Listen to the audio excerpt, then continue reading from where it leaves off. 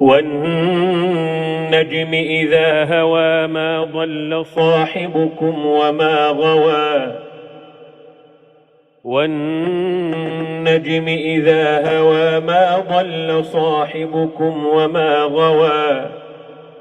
وما ينطق عن الهوى إن هو إلا وحي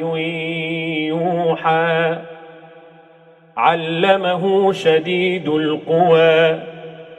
ذو مرة فاستوى وهو بالأفق الأعلى ثم دنا فتدلى فكان قاب قوسين أو أدنى فأوحى إلى عبده ما أوحى ما كذب الفؤاد ما رأى أفتمارونه على ما يرى ولقد رآه نزلة أخرى عند سدرة المنتهى عندها جنة المأوى إذ يغشى السدرة ما يغشى ما زاغ البصر وما طغى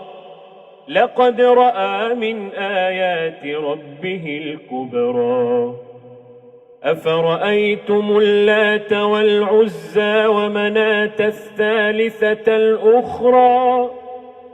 ألكم الذكر وله الأنثى تلك إذا قسمة ضيزى إن هي إلا أسماء سميتموها أنتم وآباؤكم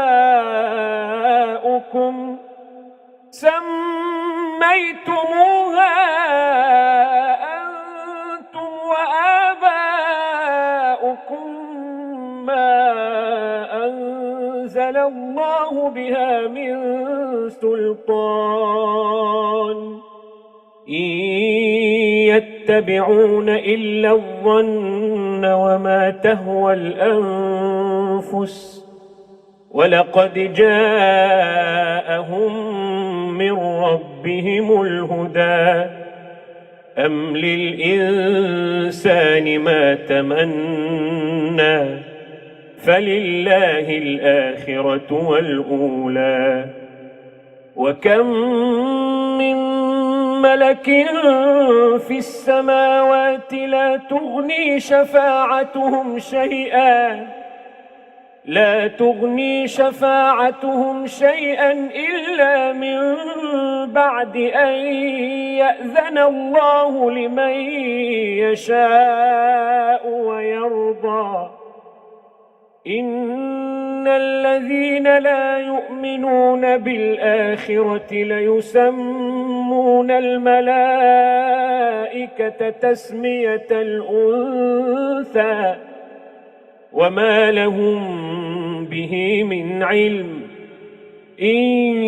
يتبعون إلا الظن وإن الظن لا يغني من الحق شيئا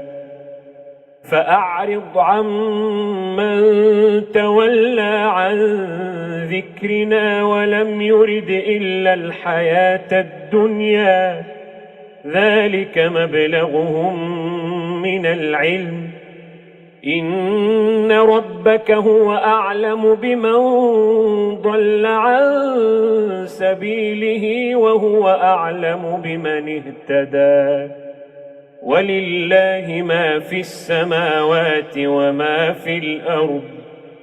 ليجزي الذين أساءوا بما عملوا ويجزي الذين أحسنوا بالحسنى الذين يجتنبون كبائر الإثم والفواحش إلا اللمم إن ربك واسع المغفرة إن ربك واسع المغفرة هو أعلم بكم إذ أنشأكم من الأرض وإذ أنتم أجنة في بطون أمهاتكم هو أعلم بكم إذ أنشأكم من الأرض وإذ أنتم أجنة في بطون أمهاتكم فلا تزكوا أنفسكم هو أعلم بمن اتقى أفرأيت الذي تولى وأعطى قليلا وأكدى أعنده علم الغيب فهو يرى أم لم ينبأ بما في صحف موسى وإبراهيم الذي وفى ألا تزر وازرة وزر أخرى وأن ليس للإنسان إلا ما سعى وأن سعيه سوف يرى ثم يجزاه الجزاء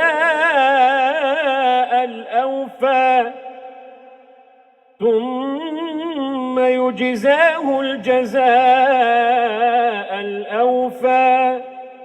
وأن إلى ربك المنتهى